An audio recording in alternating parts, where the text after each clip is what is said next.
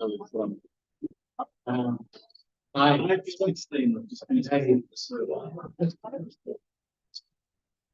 So, good evening, everybody. My name is Peter Murphy. I'm going to be the MC for this evening's Politics in the Pub. I want to acknowledge the traditional custodians of this land we're on, the Gadigal people of the Eora Nation, and pay respect to their elders past and present, and warmly welcome any Aboriginal or Torres Strait Islander person here in the gathering today. I want to especially say thanks to Jason and the whole team here at the Harold Park Hotel, who are always very welcoming and supportive of Politics in the Pub. So the topic tonight is explaining the erosion of state and federal Labor support. I'm sure it's a hot button issue with everyone. So we're only 1 year away from the next federal election, and we have state and territory Labor governments everywhere but Tasmania.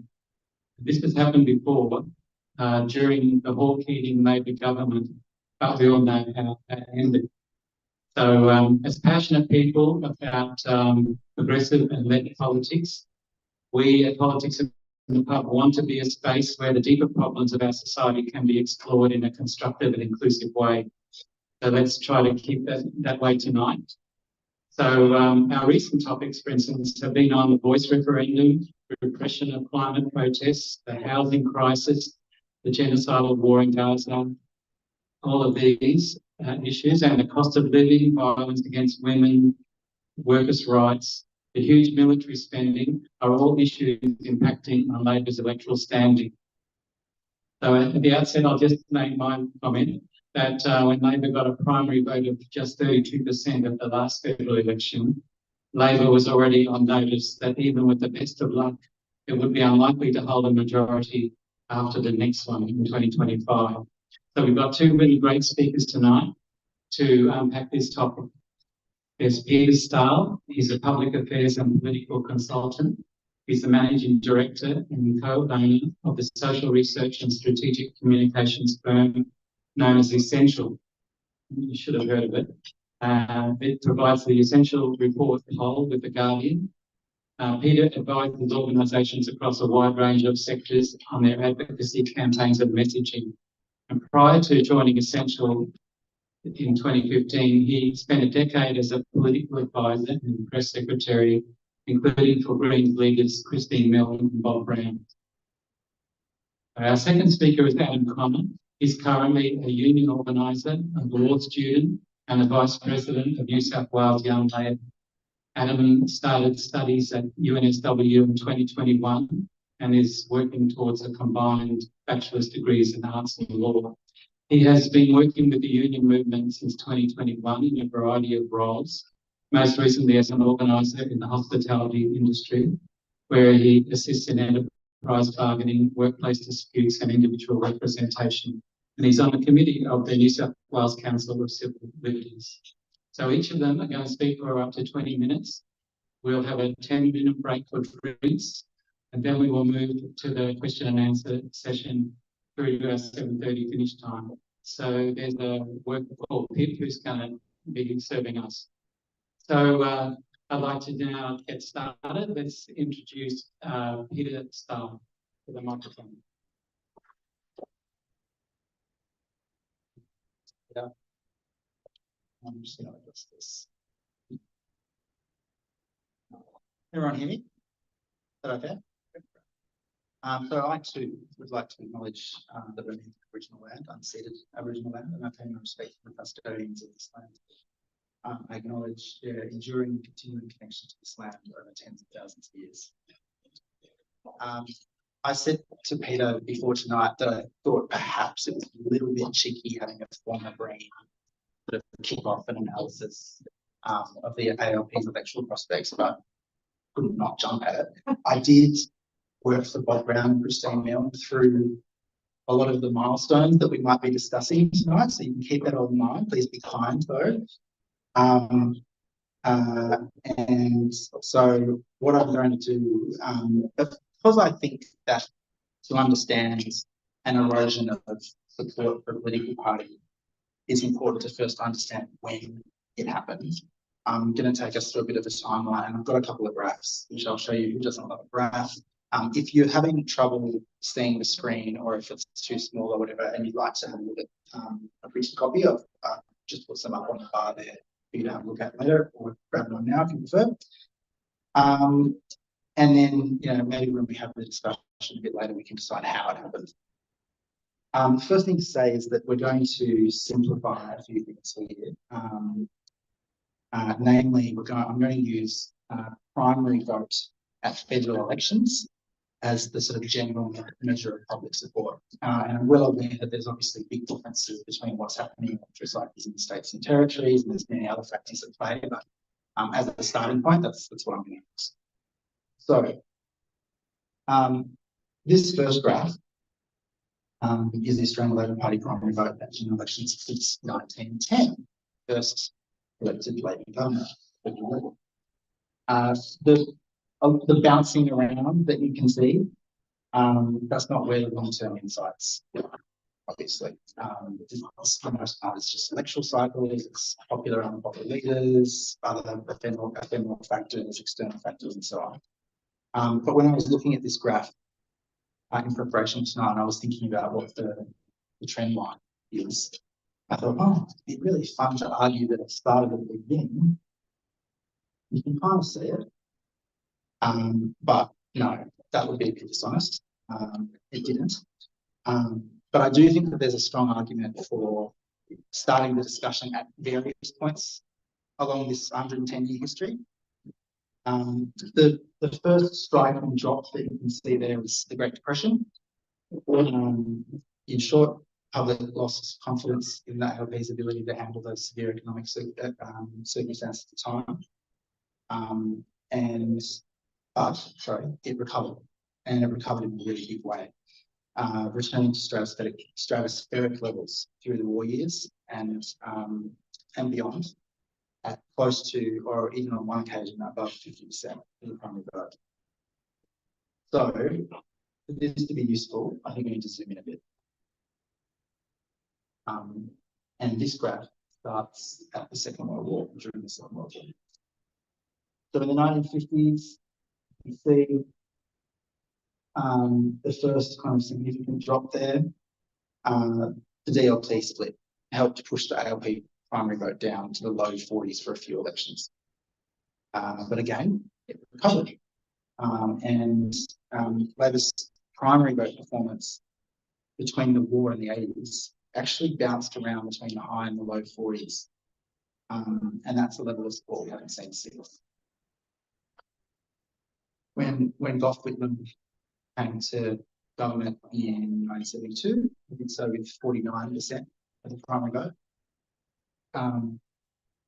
Acting onto Labor's traditional base and educated and aspirational middle class that was thinking about issues like gender and art and Australia's place in the world. And then when Bob Hawke helped the ALP to victory in 1983, again with 49% of the primary vote, I'm coming off now, he did so on the promise of higher wages and social reforms.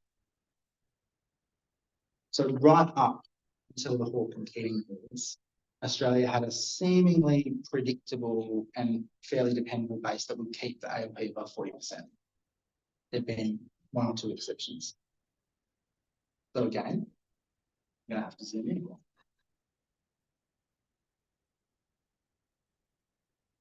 So this graph begins in 1980. Oh yeah, there's a bit of suspense involved here.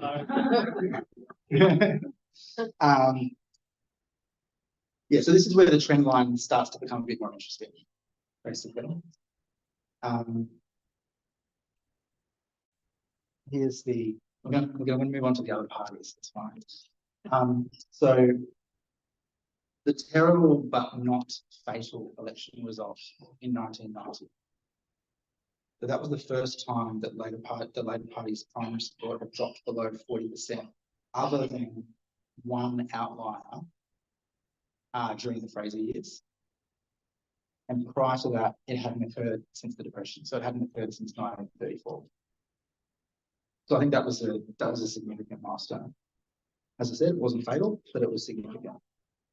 And the bumping up and down that I referred to earlier that you could see in the longer term graph it starts to flatten and it starts to slide. But as I flagged, ALP doesn't exist in a vacuum. So we're going to add a bit more context now. So LNP. Here's the greens.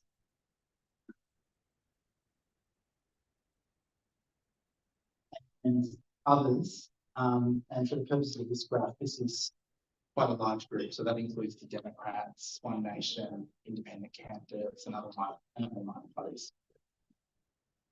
So as you can see from that graph, we're not just experiencing an erosion of ALP support. We're actually seeing a gradual but significant decline in the dominance of the two major parties. The period covered by this graph, helpfully, is roughly the same as the period that the ANU's election study has been conducted.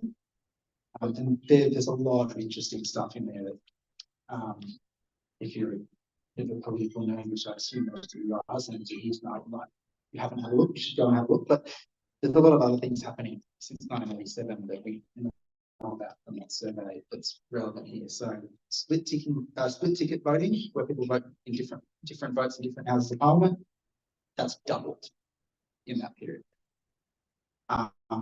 Volatility, which is a term they use to describe people who are changing their vote every election or have changed their vote since the last election, that has also doubled. There's a lot of churn happening every election. And another measure that I think is really interesting to this conversation is that lifetime voting loyalty. So people who have only ever voted one way for their entire voting life, that's halved since 1987. But back to Labor. What happened in the 80s? So there were two broad groups of people, still are, born between or immediately after the war, who, broadly speaking, grew up in Australia where the nation could provide steady, lifelong, unskilled employment. And that's something approaching decent wages, cheap housing, most importantly, the confidence that comes with all of those things. The economic reforms of the Hawke and Keating years dismantled a lot of the guardrails and protectionism that had provided that confidence. The economic policies that smoothed out some of the bumpy global economic forces in an increasingly big global one. So for many of the Australians who saw their jobs leave or perhaps become uncertain, it was the ALP, to many of them, that made them disappear. Didn't matter what the explanation was or if they understood why. The relative security that those two generations had felt and expected for their kids was really damaged in the course of that decade. Voters punished governments and parties that they perceived to ignore their day-to-day economic concerns, and they do it according to a set of criteria that sometimes relates more to rhetoric and their personal experience than to an ideology. And what was so damaging to the ALP there was that many of these people had been at base. So when the LNP sorted itself out in the 1990s, John Howard did something that was eerily similar to what Whitlam had done, which is he tacked on an entire new voter group to his base. And we brought in Howard about this. Howard helped shift the identity of blue-collar workers who had left Labor into aspiring small business owners, using policies to promote individuals in the tax and the housing systems. So the decline of the ALP essentially just continues through the 1990s and the 2000s, with the exception of 2007. But even that, resounding victory was with a primary vote in the mid-40s, far lower than what had been usual in the decades prior. So the 2007 result is actually the outlier when we look at national ALP primary vote. And there's lots of other things that we could discuss about this period. There's the Tampa and the refugee issue, hemorrhaging of both voter support and membership to the Greens, decline of union membership, significant demographic shifts, both in regional and urban centres. the climate change issue, which helped Labor to victory in 2007, but then delivered the Greens to power in 2010. So in my view, though, what kind of links a lot of these milestones and difficult issues for ALP together is actually a hard truth for the entire left, which is that in many instances, we are a collection of organisations intent on self-harm. And quite obviously, the bloodletting to the Greens is a major driver of decline in ALP support. It's completely obvious from looking at the numbers. The ALP now has to debate issues on two fronts. Prior, it could essentially handle its left flank internally or by starving any sort of external voices of oxygen.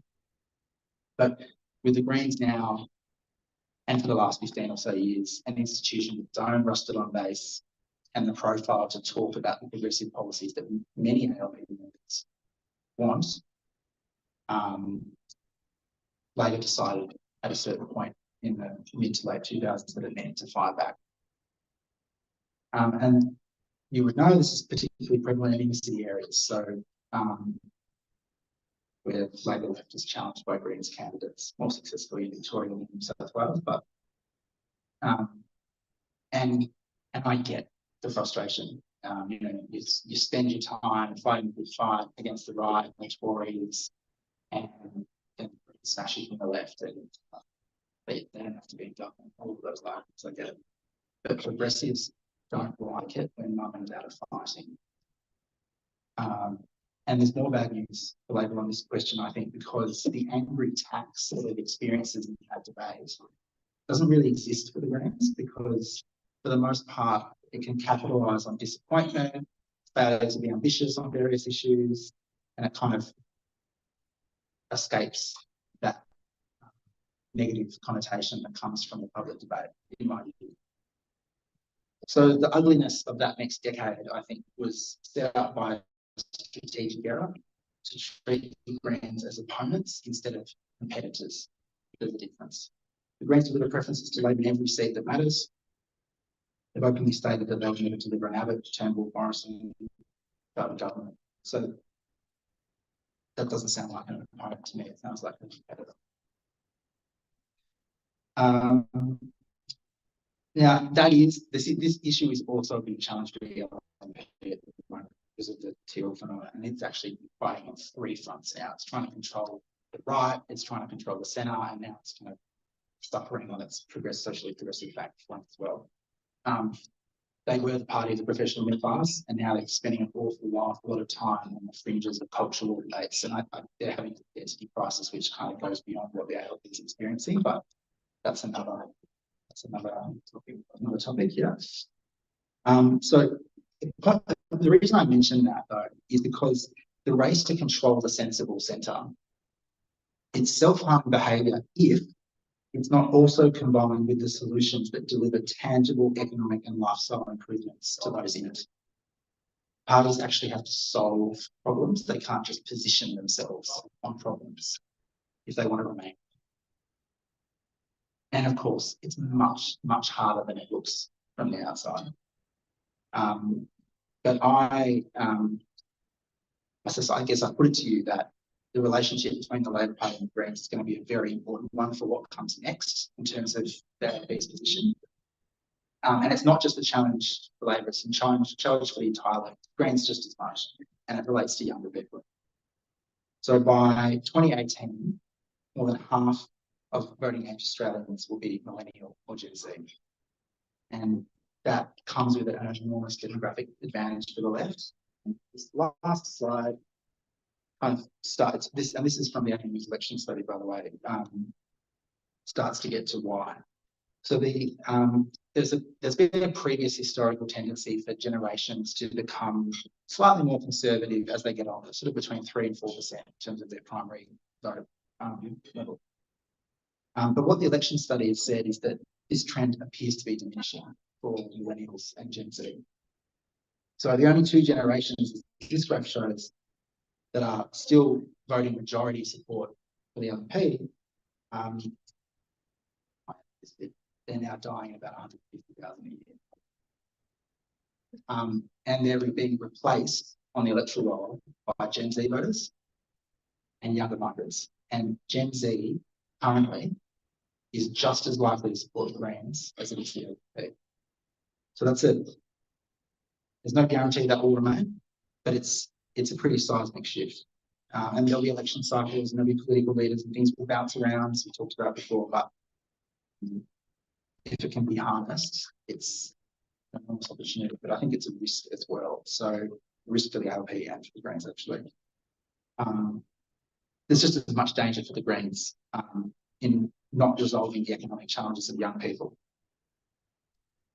And in the next years, 10 years, possibly even at the next election, either alluded to this, the Federal Labor Party is likely to face the choice of either forming government with the Greens or not at all.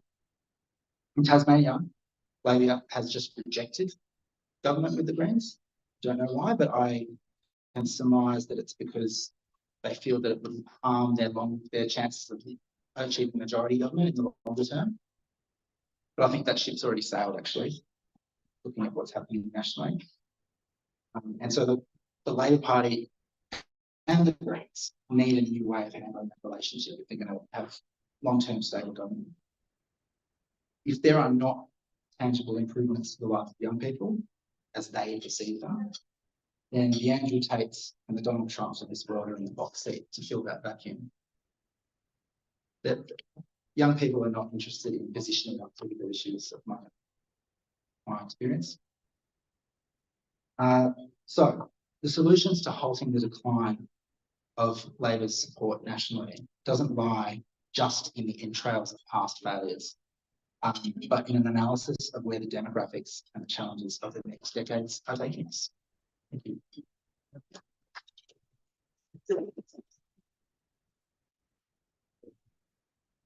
Oh, thank you very much, Peter.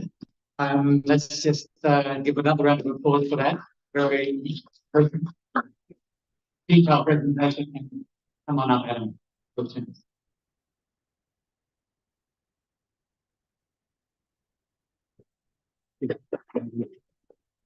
My question?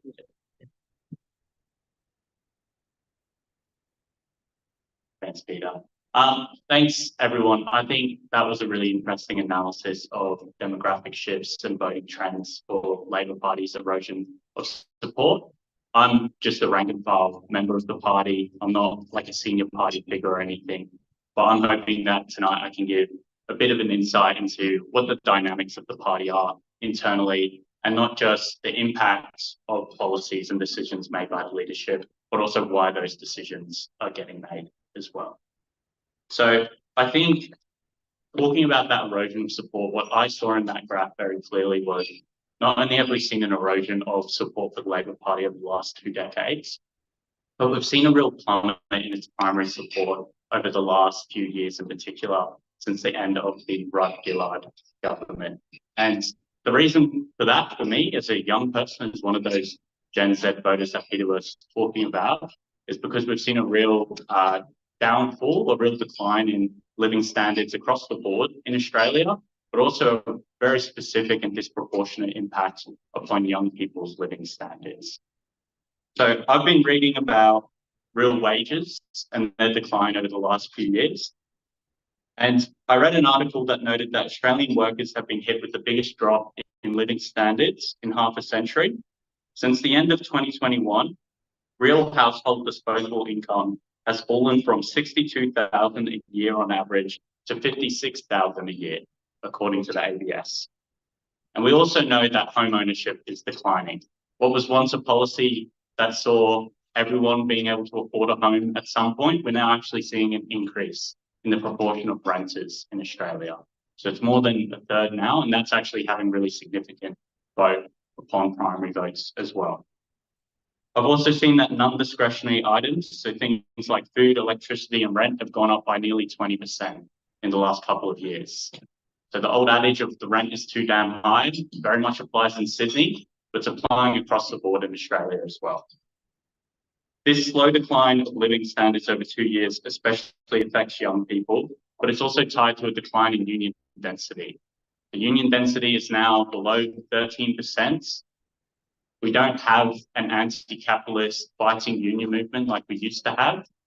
We do have unions that still make political demands, but because of onerous legislation imposed both by Liberal but also often Labor governments, we now have restrictions on the ability of working class to actually win or articulate those demands. An Australia Institute report found that in 2022, Australian companies increased prices by $160 billion over their prices that they were paying for wages, taxes, and other inputs. That means that the people who own companies, that own labour, they're actually making more and more money off it, but there's not an actual serious movement to fight back against that profiteering. While the federal government and state Labor governments have done good things, as an organiser, the new industrial legislation that's been proposed, especially around delegates' paid training leave, is something that I see having impacts on work sites every day, including in enterprise bargaining. And the state government's ban of conversion therapy as well is very important. But we're actually at a time where we have the most progressive federal parliament in over half a century. So someone gave me the kind of figure point of 1946, where we had enough progressive forces in parliament to actually have a really progressive federal parliament. But we do know now that we have a Senate of progressive independents and Greens, as well as a majority Labor House of Representatives. So there is the progressive will in this country to actually push that legislation and bills through. And we have a once in a lifetime opportunity with wall-to-wall Labor governments as well. I was reading an article, especially around last year when we had the national debate on rent control and around housing, something that's going to continue to be a debate and very likely will be an election swinger at the next election, about what the Albanese economic strategy is for housing. And the kind of thesis of that article was that it's a public relations strategy. So we often see that there are big announcements on big spends on housing, so a few $1 billion here, but the translation to public housing is not actually happening. So we're not seeing the construction of new public housing. Or also when we look at job seeker, the announcement of a few $1 billion more for job seeker, but the actual translation of that to a $2 average a week increase for people on job seeker. So the reason why this is happening, I think, is really important to articulate. Like, we know that the Labor government is implementing policies that are actually unpopular a lot of the time. The debate around rent control is one of those. The essential reporting on that was over 60% of Australians actually did support a rent freeze, which was a Greens policy at the time, but the Labor Party didn't want to implement it. So it's important that we know reasons why that's happening, because the Labor Party is the progressive party of government and it's not implementing progressive policies, then it has a disconnect from its voting base. The typical narrative that I hear a lot on the left is that Australia's population is conservative, or that we have a very reactionary and right-wing media class. To me, these are cop-out ideas. I think we know who the enemies of the broad left is in Australia. We've known for a very long time. We've had a right-wing and reactionary media class in the United States, in the UK, and other countries for a very long time. That's not the reason why we're not able to get left-wing policy or progressive policy through. Because we also know that anti-capitalist ideas and even policies are popular in Australia. I just mentioned rent control, but we know public housing and the construction of public housing is a popular idea. We also know that people want more action on climate change. We've seen hundreds of thousands of people march in the street before for more action on climate change, and we've seen mass protests around the extension of new oil and gas projects. The reason that the Australian Labor Party's leadership pursues unpopular policies and often imposes a form of austerity is because its current leadership has a very deep belief in the status quo when it comes to upholding capital. That's a difficult thing to articulate, and often I just kind of flippantly get told to join the Greens when I say that. But it is actually important that we understand why politicians implement the sort of policies they do. There is a tension in the Labor Party. There's always been a tension between the rank and file membership and between elected representatives, and that plays out today. So you'll see that in inner west branches, but you'll see that across New South Wales as well. But very specifically, the Labor Party is operating off the strategic assumption that it ran on a social democratic platform in 2019, along with other Western social democratic parties across the world. And that platform failed. They were not elected into government. all of the Labour Party is to govern from the centre rather than to lead from the left, or at the very least lead on a social democratic platform. I think that assumption's wrong, personally, but I do also think that if you make that assumption of having to lead from the centre, inherently you have to accept the role of the Greens in pushing the national agenda to the left and pushing more progress when it comes to housing or environmentalism. The structures of accountability are still there to hold the Labour Party accountable, but we have seen over the course of many decades, and this is both external to the party and internal, less engagement within institutions in Australian society. So people don't become members of civil institutions, people don't become members of political parties, but when they do, they often come across lots of barriers. So in the Labour Party, that's there. I probably don't have to tell this room, which I imagine does have Labour Party members who've been members for a long time, but there used to be the N40 rule in New South Wales, which was used to prevent the democratic selection of Labour Party candidates. Now in the Labour Party, we have national executive decisions, which to me are even less democratic, and that's what led to the situation in Parramatta and Fowler. So even when people join the Labour Party, there are barriers to actually having their voices be heard, but they are still there. And we've actually, to a much lesser extent, but still very much so, we've seen that reflected in the union movement as well. So gone are the days of the Builders Labourers Federation. A lot of unions have moved to sort of centralised decision-making. There are some notable exceptions, and I promise I didn't write this knowing that there'd be Teachers Fed officials in the room, but the exceptions are the Teachers Fed and the MUA, in my mind, in terms of still having very diverse democratic decision-making structures within their organisation. There's a whole discussion we could have on why that's happened, because it's not just unique to the union movement, but there has been a centralising of decision-making. My view is that when you centralise decision-making like that, what actually ends up happening is that you lead to the reproduction of a kind of unaccountable class of leaders within institutions who want to uphold their power just as much as they want to party, but we've also seen that in other parts of civil society.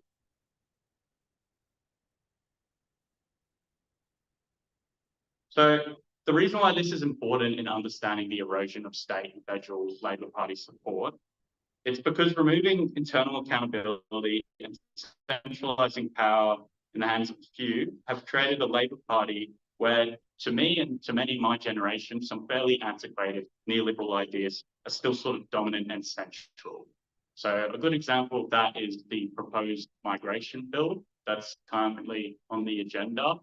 I've heard reasonings for that be as diverse as it won't actually affect refugees, which we know isn't true under the fast tracking process that's currently in place, which our own government has criticised, but also that actually, because migrants take up housing or jobs in the jobs market, this is actually good because it will stem the flow of migrants. So we've seen a sort of move to kind of accept reactionary language and blame marginalised peoples rather than actually look at real solutions, which is a very neoliberal paradigm, because we've often seen it, whether it was in Blairite governments or within other forms of governments across the world.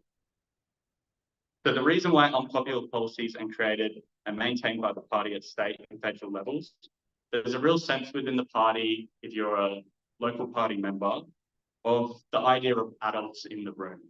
So I used to get told about this because my dad grew up under Blairite governments, that there was this real idea that Blair and supporters of Blair were the experts.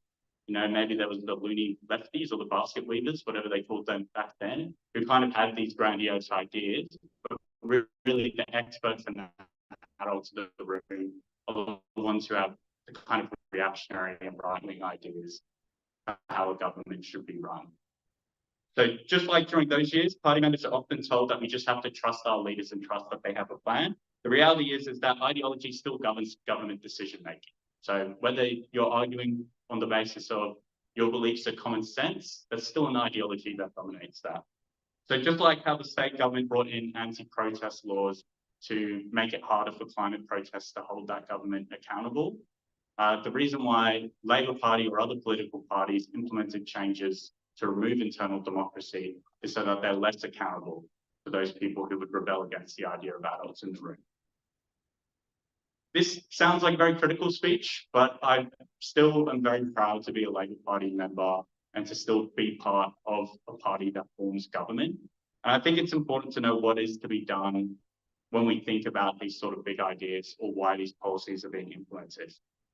So the reason that the party is noticeably uncomfortable to its relationship with the broad left is because there is a relationship with the broad left. There are still many members, I would argue the vast majority of members of the Labor Party, who are very progressive and they want to see more ambitious action on things like the climate, on housing, on wages, even when it comes to foreign policy as well, like we've seen with Labour Friends of Palestine or Labour Against War. In the UK, Starmer's supporters will proudly say that they've turned the Labour Party from a party of protest to a party of government. Besides the fact that that's absurd because they're not mutually exclusive, it's also absurd because it actually is impossible. In a party like the Labour Party, which has such a long-standing history of being the leaders, not just the people who react, but the leaders of mass protest movements, we know that even when it's a party of government, it is still a party of protest. It still is a party that can uplift the working class as well. So even with the erosion of democratic structures in the party and the unions, the reality is that these structures do exist. Committed activists who get involved in these organizations can and still do have significant power to change policy and representation. We'll always be a party of protest because the reality is that our movement is born out of protest, out of direct action, and the power of ordinary working class people to make change. Activists can and still do join the party for this reason. At the same time, as I said before, if the party wants to be the party of the centre, if it wants to kind of fill away the space of being the party of left-wing change in federal parliament, it does have to accept that the Greens party will be its competitors when it comes to the progressive vote. And what I'm very fortunate to be as a Gen Z member of the Labor Party is part of a generation that knows that actually building broad progressive coalitions is a value in and of itself, and that there's no such thing as the Labor idea or Greens idea. There's just good ideas and bad ideas. So when we talk about the erosion of the vote over time, the reason for me, in summary, is that because, like what Clinton used to say, is the economy stupid. It's about the fact that we've seen a real decline in living standards. That doesn't mean that all of this is futile or we should be pessimistic about it, but that we should encourage more people to actually engage in their political parties, whether it's the Green or the Labor Party, and work towards a broad left that can actually tackle these issues. Thank you.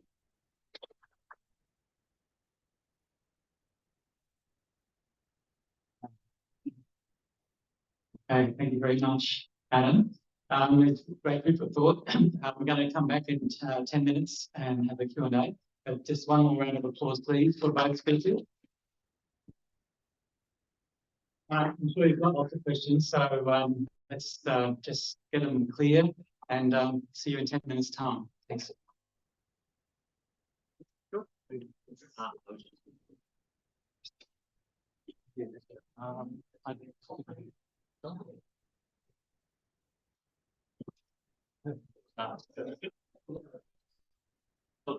It's fine.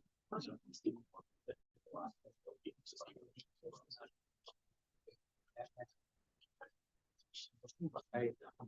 sure it's not a business. Very good.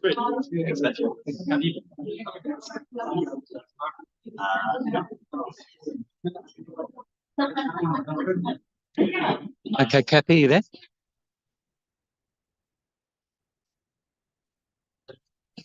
Yes. Hello, Peter. Sorry. Okay, we're in the 10-minute break, Kathy. Yes, I know. I'm watching. Okay.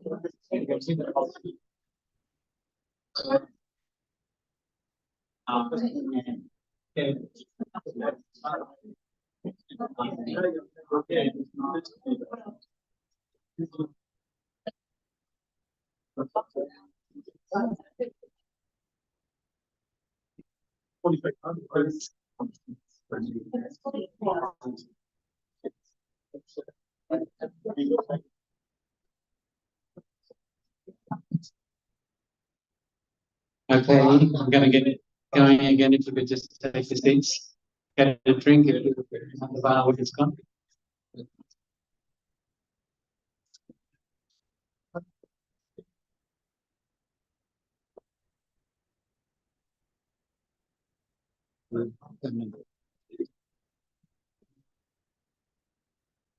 How's that shot, Cappy? Good.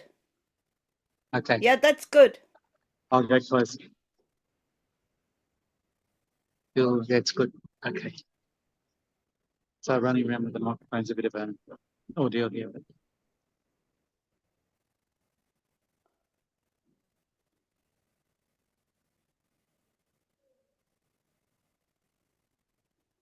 Okay. We're going to do Q&A. So when you get the microphone, you're supposed to say who you are, like Peter. And then keep your question to a maximum of 2 minutes. And if you're really having a comment, just finish it with a question. And if it's to both of the speakers, that's fine. Or you can say it's to Peter or to Adam. But that will help move it along. We've only got the one microphone, so that's the challenge. And I've only got one camera, which I'm going to move around as well. So, who would like to be the first person to make a question or a comment? Okay, coming up. Stay there.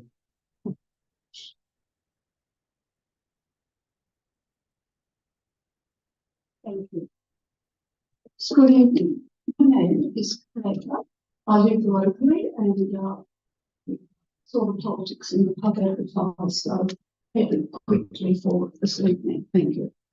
I wanted to ask Adam, actually, given what you were saying, I much appreciated opening it out to other parties and the fact that they could perhaps take some of the Labor politics. Just like to see your view on how they've managed the Julian Assange matter. Please. I've had a lot to do with that on the grassroots level, but extremely disappointed on the federal level, if that can be said.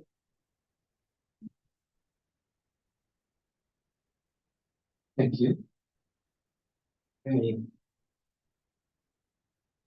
Yeah. I don't know as much about Julian Assange as other activists. I do know that kind of the relationship that this current federal government has with the US is sort of unprecedented compared to even other relationships that Labor Party governments have had with the United States.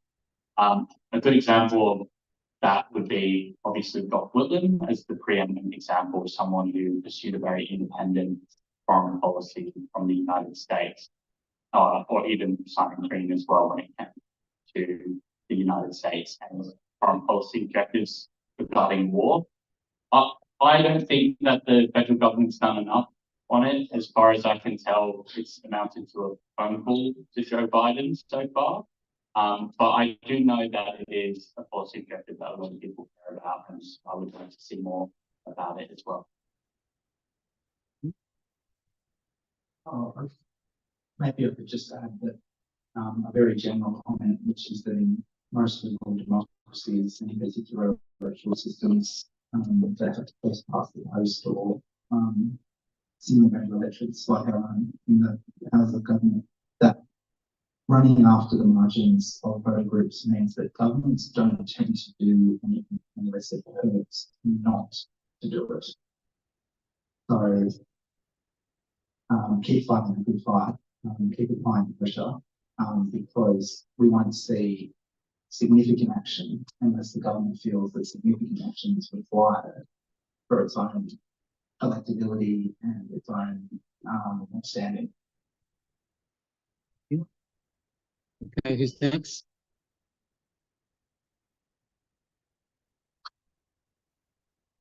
Thank you. My name is Frank Anderson and his husband. And this is to Peter. What's the difference you see between a competitor and an opponent?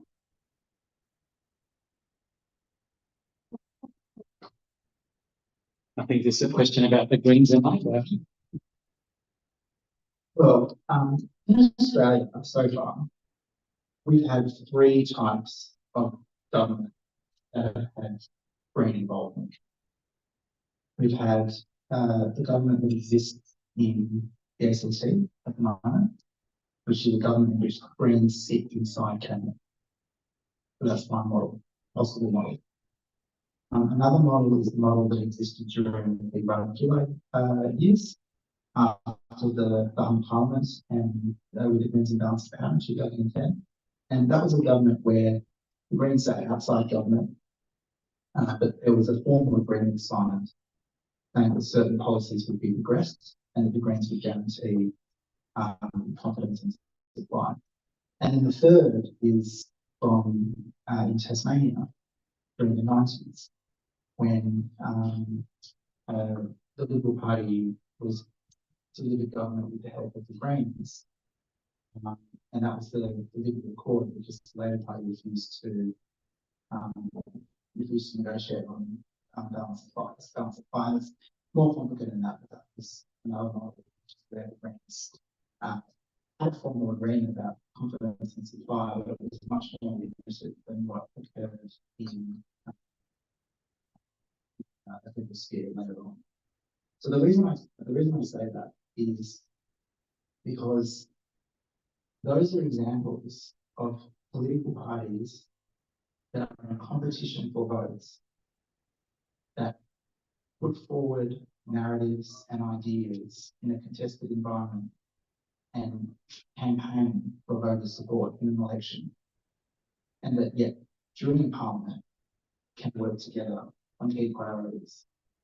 So the competitors for votes, certainly, but they certainly, and we know there's real life examples of how those parties can work together. And the alternative is not great. The alternative is what's happening in Tasmania right now, which is where you've got a re-elected Liberal government, and it didn't happen then. Yes, I hope that answers your question. Okay. Who's next? Coming over there.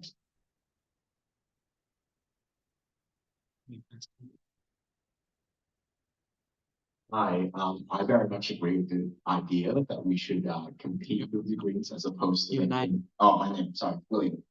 As opposed to making them opponents, I agree with them where we can, disagree where we must, that type of thing. But my main question is on the Labor Party. As we sort of discussed, it's kind of shifted a lot more to the centre. It is my view that shifting the Labor Party to the left through policy implementation and so forth is only something in the short term and temporary, like what we did in 2016 and 2019. Shouldn't we also look to restructuring entirely how the Labor Party functions culturally and I think as Adam says, I guess by the rules on how top down it is. And if we were to restructure it, how would it look like? Thank you.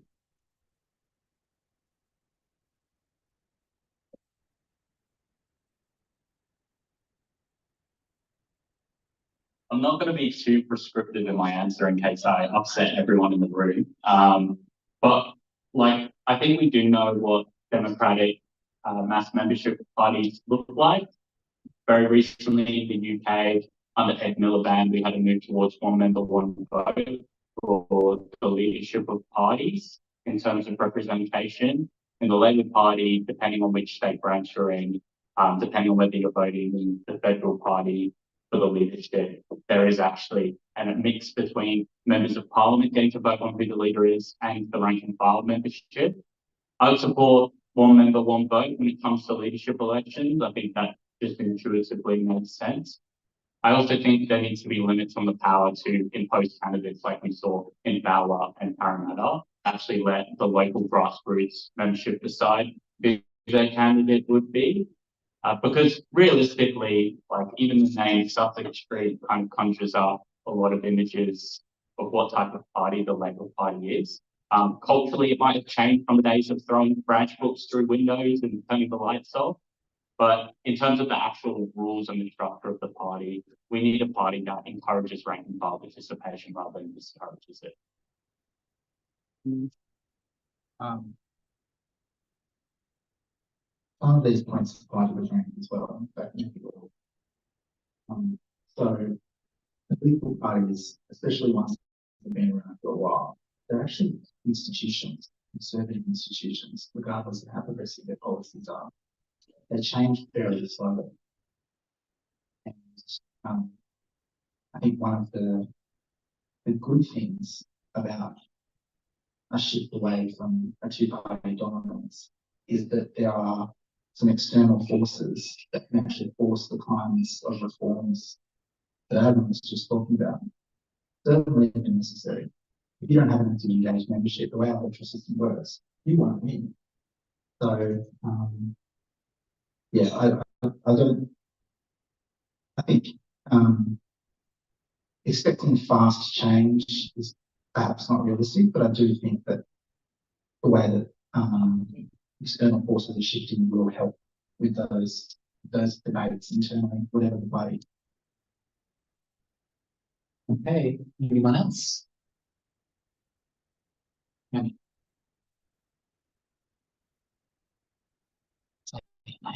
Thanks, Peter. I'm Jane. Adam, I was interested, you mentioned, made reference to the decline in union membership, and I would expand on that to not just decline in membership, but actual participation in the life of unions and workplaces, and also to opinion in Generation Z as being not so conservative and more concerned for the falling standard of living. I think probably a gap in expectations between what Gen Z's parents have told them you will grow up to have and what they're actually growing up to get.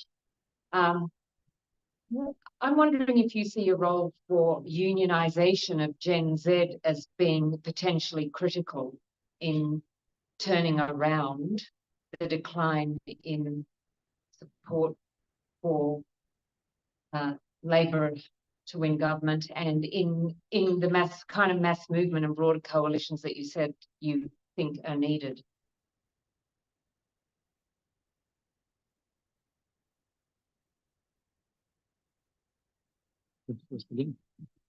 Thanks, Peter. I think the link between union membership and the party, as we see it culturally, has changed a lot. I think young people who do become members, although the membership of people in Generation Z, my generation, is quite low, they don't join a union and think really kind of about its relationship to the Labor Party or think of it as kind of a close relationship when they join. I don't know if encouraging unionisation will translate to support to the Labor Party. I really don't. I just think a lot of young people probably on a value proposition would view the Greens as just as equally supportive of the right to unionise and workers' rights. Like they would find it hard to sort of distinguish that. But I do think it is very important that young people join their union. Of course, I'm going to say that. And I think the reason why it's important, not just in an industrial sense, but political sense, is that, as we've seen throughout history in Australia and abroad, you can't have an anti-capitalist movement, a left-wing progressive movement, without organised workers and an organised working class. So I think the trouble for my generation has been that we love to protest, we love to go to climate marches, we love to be involved in posting online, we care deeply about these issues, but there hasn't been a translation of that to becoming a member of an organisation and using your power of membership to change. No? Okay. Any more? Yes. Say your name, Leslie. Hi, Leslie. So it's a question. Back in the day, I thought it was an obligation as part of your Labour Party membership to be in union with them. Has that changed?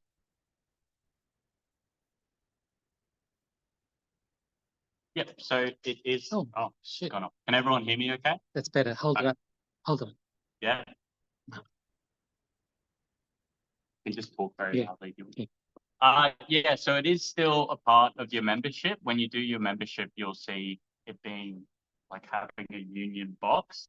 To the point of it being enforced, I don't think it is anymore. Like realistically, there's probably a lot of people in the Labor Party who might be unemployed and might not be a member of their union, or retired and they're not a member of their union, or they're just not a member of their union. So the Labor Party still encourages people to join their union, but the flip isn't true necessarily. So like a union leader is probably not encouraging their members, not in my experience, to join the Labor Party. Or when they do, such as we recently saw in Victoria, it's for a very specific reason that they are encouraging their members to join. Okay. Speak up, Steve. My name's Stephen, and like question is, Peter, has there been any polling since the referendum, the voice referendum? And if so, support? Yes, there has. There has been some that we do a fortnightly poll, so there's heaps of data. And we always try not to look too much into the jumps around. It's the trend lines that we're most interested in. And I would say there's probably just a very slight drop in primary support for the Labor Party since the voice, but it's a part of a concerning longer term trend since the honeymoon period walked off, to use that cliche. The Greens vote is strong. And you'll see it jump. If you log onto our website and have a look at the latest numbers, you'll see that it jumps around a lot, but it's strong, and it's I think getting stronger. Certainly if current circumstances continue, and if the current debates remain strong as well. Okay, yes, we'll just wait till I get over there. Sorry, Simon.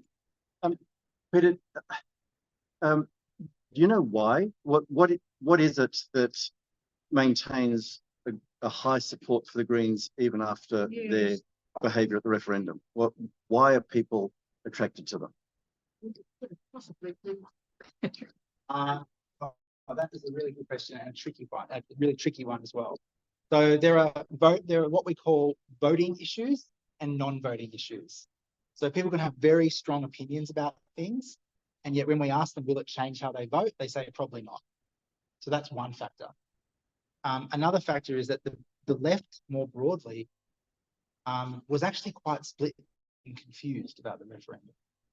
So even though you might look at an individual's behaviour or an individual party's behaviour and think, God, they really stuffed that up, or they really acted badly there, or that was really bad behaviour. People are looking at a broader view, partly because they don't really follow things that closely.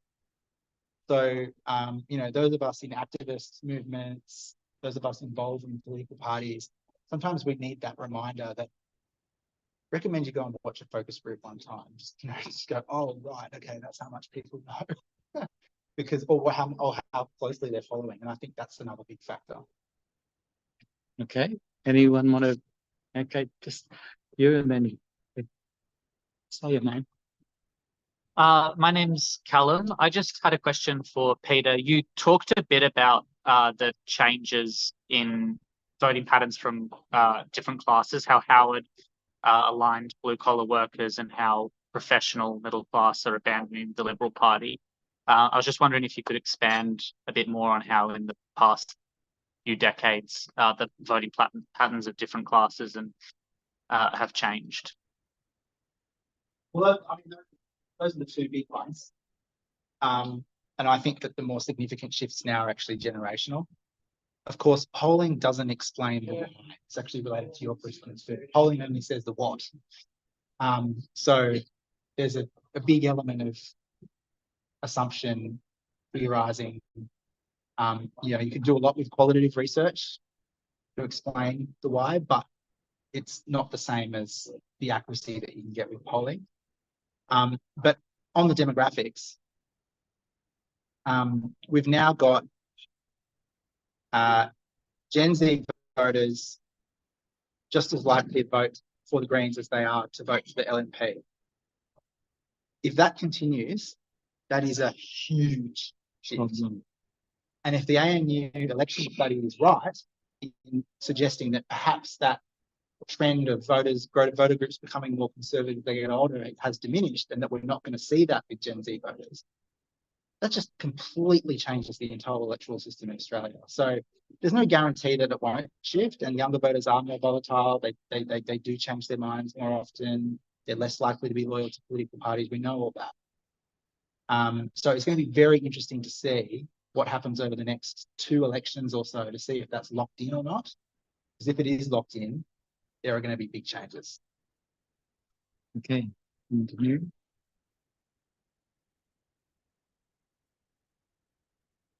I'm a member of politics in the pub committee, and you've spoken about everything tonight in terms of Labour, the Liberal National Party, and the Greens. But one thing you haven't mentioned are the Teals. And I'd just like to ask the Teal strategically. And a lot of people did the same thing. But the Teals also represent many of the kind of views that the Greens hold. I mean, what I have against Labour, I mean, and I always preference Labour, obviously, is issues like the Assange, Gaza, where I feel that they were not pursuing an ethical path, whereas the Greens and the Teals are both the same in those kind of issues. So how is that going to affect things? Want to try? Good on Greens and Teals. The answer, I think, to that, and I hope I answer your question, is again in the demographics. The Teals have been successful in very particular areas with very particular socio-demographic qualities. And they were also campaigning against an opponent in that context of the Morrison government that was incredibly unpopular. So you had that combination of factors that allowed those independents to get a foothold. Now, it's going to be really interesting to see if and how many of the Teals can hold their seats. I think one of the Teals' challenges is that now that cost of living, far more than it was in 2022, is the number 1, 2, 3, 4, and 5 issues in the political narrative, that they're going to find themselves a little bit stuck on cost of living issues because it's going to be more difficult for them to carve out priorities in that context than they did in the last section, which was quite easy. Integrity in politics, it was climate change, and that was a very easy story to sell in those electorates. Will the Teals be competitors for the Greens? I think potentially later on, but the Teals, like the Democrats, they don't have a base. That's one of the differences and one of the reasons I believe the Greens have survived many of the turmoils that they've been through, as all political parties do.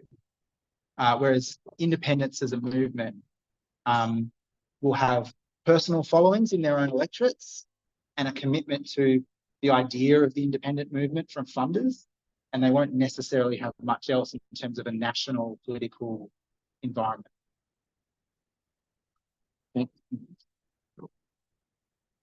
I think the only things that I'll add to that is that, like, using Teals as a shorthand, realistically, like, the Monique Ryans of the world is very different from the Allegra Sprenders of the world. Their politics are so diverse. I personally, acting as an armchair expert here, don't necessarily think that they will really be true competition for the Greens, because the Greens is an organised political party, while the Teals are a very loose coalition of people who want climate action but have very differing views on even some of those things you mentioned, such as Gaza, such as union rights or workers' rights. So I think, considering that it's a very loose coalition, I just do not see how they could form a real alternative to the Greens. Okay. So we've got one more over here. We're doing good. Hey, John. Say your name. My name is John, and I actually worked in the research service in the state parliament as a research officer in economics. And I guess I'd just simply like to pose a kind of scenario and ask if you agree with that. Particularly since Hawke Keating, the great drive, whatever you want to call it, that's occurred in production in Australia has been towards privatisation. And the technical and analytical basis for that is economics. But I don't think that people, unless they've done some things that I did, which actually is like read the original founding text of economics, like Adam Smith's Wealth of Nations, realise that there's a social structure that comes with it. And that's always left out. You see a lot of maths, you see graphs, but you don't see any talk about social structure. Now, Adam Smith, way down in the 5th book of the Wealth of Nations, says, in every civilized society, where the distinction of ranks has once been completely established. And he says what he means by that earlier when he says, birth and fortune are evidently the two circumstances which principally set one man above another. They are the two great sources of personal distinction, and therefore the principal causes which naturally establish authority and subordination amongst men. So that sounds a bit old-fashioned. So I'll hold up John Maynard Keynes' General Theory of Employment, the book where Keynes set out his reason for why you could leave budgets unbalanced in depressions. And again, everyone's sort of read the first part of it, but probably not down to page 374. His personal reflections in the concluding notes, where he says, for my own part, I believe there is social and psychological justification for significant inequalities of incomes of wealth, not equalities, inequalities. And it seems to me the problem is if you go in the direction of applying economics to production, almost wholesale, that's the social structure that you have to bring along with you. So that's why things are getting more unequal and less fair, because that's what happens when you do that, because that's what the founding texts say.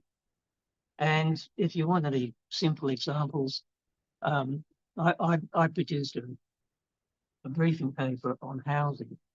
What I didn't keep up with it is that in 2009, it was the Labor government under Kevin Rudd that just completely ended the Commonwealth State Housing Agreement. John Dedman said in his second reading speech that set it up, he said, no commercial developer will build a house that a working person can afford. That's why we're setting up the CSHA. But poor Keating Rudd, following the social structure, got rid of it. And you see that as that's going to be a problem. In a sense, the Labor Party is putting itself in the position of the Liberal Party by adopting this. Thanks. Okay, you go. Adam actually said, I think you've already answered this question in a way. Because Adam was talking about the decision-making at the highest levels of government being made on ideology. And that's similar to an economic orthodoxy, right? Economics is not a science. And I am familiar with those texts, but I admit to you that I have not picked them up since first year political economy. And I certainly haven't read page 374. Yeah. You sound like you're a political scientist. I'm a spin doctor. Yeah, I'm more of a spin doctor. But what I can say is that there you go. Some truth from the audience. A failed spin doctor, for those of you who didn't hear it. Is that if governments make decisions on ideology with their blinkers on to the real outcomes that their voters are experiencing, and not just as a whole population, but also voting groups, because that's how our electoral system works. Power, our only power, is in the way that we vote. And so if that's ignored, those realities are ignored, then changes will happen. And we've just got to make sure they're the right ones. Okay, thank you. No? Sure. Yeah, that was a very interesting question. I do think, like what Peter was saying, governments operate off ideology, however much they try to say that they don't. I think currently, in terms of imposing social structures in economic decisions, which I think is what you were getting at, I think we do have a situation in Australia where the working class doesn't have like a real collective identity when it comes to how it votes. So like often the working class will vote for the LNP, for example. The reason for that, in my mind, is that we've seen the decline of social democratic parties across the world. I would probably even say like the Labour Party's decline has been more gradual than a lot of other social democratic parties, especially in Europe. And when people don't think that there's a left-wing alternative to the status quo, where they don't have a house, they don't have a secure job, their wages are not increasing, they will increasingly vote for parties that seem like an alternative to that status quo, even if what they're proposing is very right-wing and reactionary. So I look to the LNP, I look to Peter Dutton trying to campaign on being anti-refugees and anti-migrants, and I see that as a fundamentally right-wing party trying to take a share of the votes of the working class because they don't think that there's a genuine alternative to the status quo. Okay. We're getting close to the end. You can't have a second turn, Frank. Okay. Pat, just say your name. Just stay there. Yeah, I just wanted to throw in something. I'm Pat Runnell. I just wanted to throw in something about what happens to Labor governments when they get into office as well, because I do agree that the dominant ideology, the neoliberal ideology, is still very influential in the Labor government. But when they get into office, they also come up against the ongoing state, if you like, the public service, which has a particular view, particularly on foreign policy and trade, which is the area that I work in. And also they come up against capital, the mining industry, the fossil fuel industry, and so on. So I just wondered if you wanted to comment on those things. And in my view, the only way that you can combat those is to have a very vibrant mass movement, so that when you propose some kind of tax, for example, that's going to affect those powerful corporations, you need to be like, there needs to be a mass movement that says, yes, we support this, you know, pressure on the government from below. So just want to comment, wondered if you want to comment on that. Okay, you go first. Yeah, I mean, I was at a dinner recently, which you were at as well, where we had this sort of interesting discussion.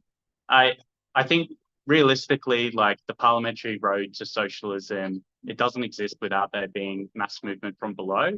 So whether that's unionists, whether it's just protesters on the street, whether it's civil society, we know that the relationship between the political class and those groups is integral to actual progressive change. I think I will say, though, I am of the belief that free agency does come into political decision making. Often I hear in Labor Party circles that, you know, for example, the Prime Minister has a plan, but he's restrained by all these forces outside of him, whether it's state capture, whether it's, you know, the mining lobby, things like that. But I'm of the belief that even though you need the social movement, there are still times and spaces where there is opportunities for individuals to enact change that has a big impact on the rest of society. I think, for example, Albanese had that opportunity over the Housing Australia Future Funds when there was that big debate over housing. I think the $3 billion that they ended up investing in public housing was a good example of that. But when you have an opportunity, when you can make radical mass change that is popular, even if there isn't a big mass movement below for you to do so, you should take that. And the only reason why that people don't take that decision is because, again, it comes back to ideology and what they actually believe in when it comes to governance and decision making. Another thing Adam said before was talking about like arguments about blaming the news limited press. You know, there's this factor that makes it hard, or another factor that makes it hard, which I absolutely agree with as being a bit of a cop-out. Campaigning for outcomes is not just campaigning against a government. It's about putting the yardstick in front of government and saying, this is what success looks like.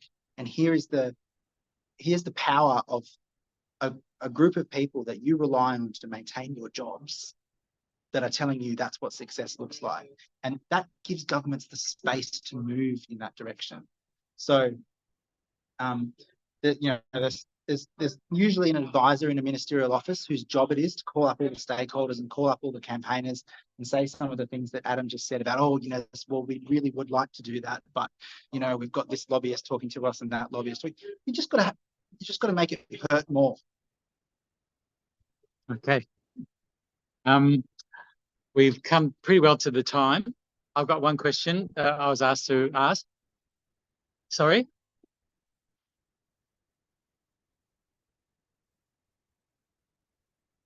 I can't because there's a battery problem. That's the reason. Sorry.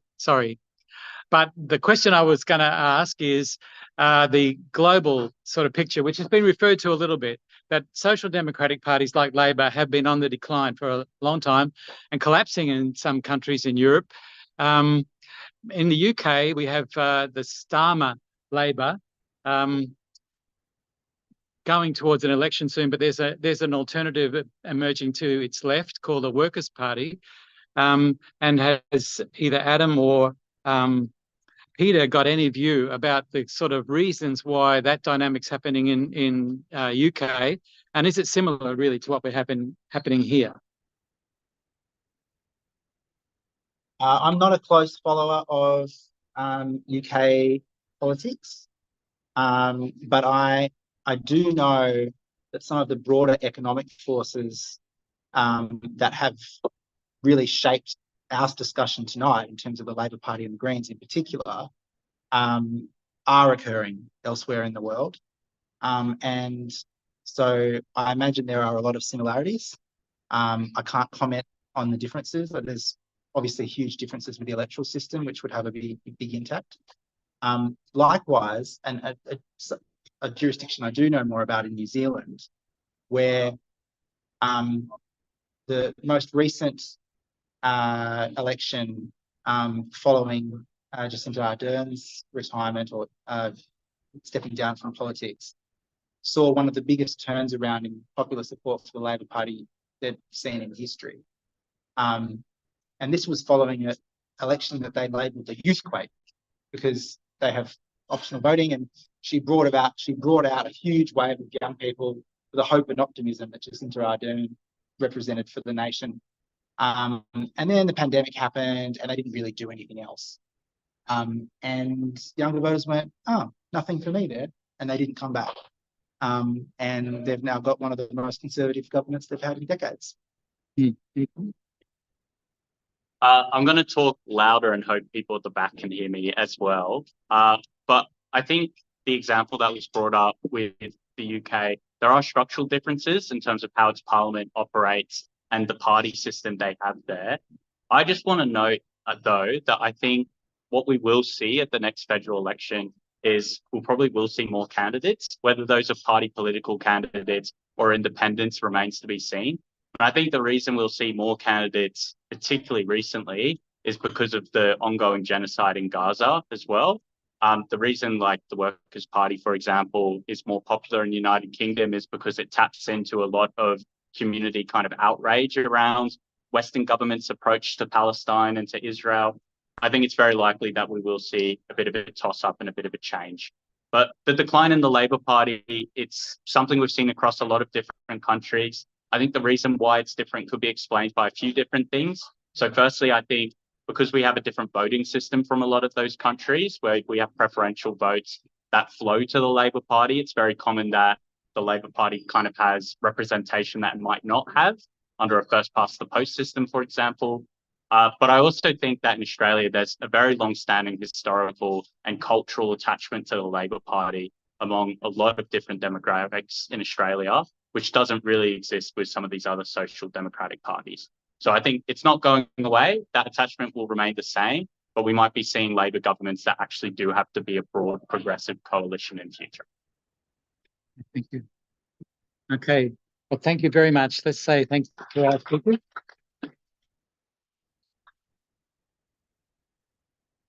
I'll try to turn up.